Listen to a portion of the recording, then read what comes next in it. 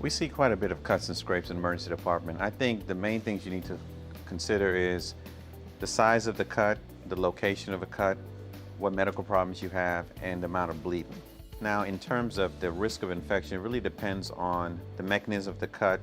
A cut by a dirty, rusty nail on a hand is more likely to get infected than a cut with a clean knife on your upper thigh. So it really depends on the location of the cut. First thing is you apply pressure and you keep it elevated. We normally tell people elevate above the level of your heart. The body has a normal mechanism to clot. So when you apply the pressure, every time you remove that dressing, you dislodge the clot and you tend to bleed more. Every cut has a propensity for infection. So I think the first thing is to wash the wound out. And you can use regular tap water. They've actually done studies showing that cleaning with tap water was as effective as us using sterile saline. I'm not a big fan of peroxide and betadine because many people tend to use too much of those materials and they can be toxic to the tissues. So it is important to use an antibiotic on a wound. Most people use Neosporin. It doesn't clean the wound, it doesn't affect the healing, but it will diminish the chance of infection. I think if a wound is a very large wound and there's active bleeding, I think covering with a non-adherent dressing is the best thing. If the wound is already starting to heal and there's no drainage and you're not in an environment where you're going to get dirt and other materials on the wound, you can keep the wound open.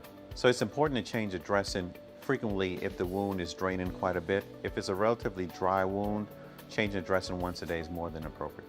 Typically, a person will need stitches if a wound is a very large wound where there's visible fatty tissue or muscle visible, or if a wound is persistently bleeding where pressure and elevation is not helping, and also if a wound is over a joint. If a wound is in an area where whenever you do any active range of motion, the wound is going to tend to open up, we will tend to put more stitches in that area. There is some tissue adhesives that we're using, which is basically super glue that we can use in certain wounds. The wound usually has to be a very small wound, a wound that's not very cosmetic, because many times stitches will improve cosmesis to prevent scarring, or if a wound is not over a joint, because if a wound is over a joint, any movement will dislodge the glue. We tend to use it a lot more in kids because there's no pain involved. So it's important to really keep an eye on the wound because every wound has a risk of infection, especially once again if you're in a high-risk population or a wound that involves the hand or the feet. So basically I think once a day, especially when you change your dressing, you should take a look at the wound to look and see if it's healing appropriately or if there's any purulent or pus-like drainage, which may be a sign of infection and a need to seek medical advice. Most wounds we see are usually not tetanus-prone wounds. Tetanus is not very common in this country. However, if you get stuck by a dirty nail or you get stuck by some material that was involved in dirt, those are more likely to be tetanus-prone wounds. So the normal recommendations is you should have a tetanus booster every 10 years, but if you have a cut, you should have had one within the last 5 years. Most cuts can be managed at home.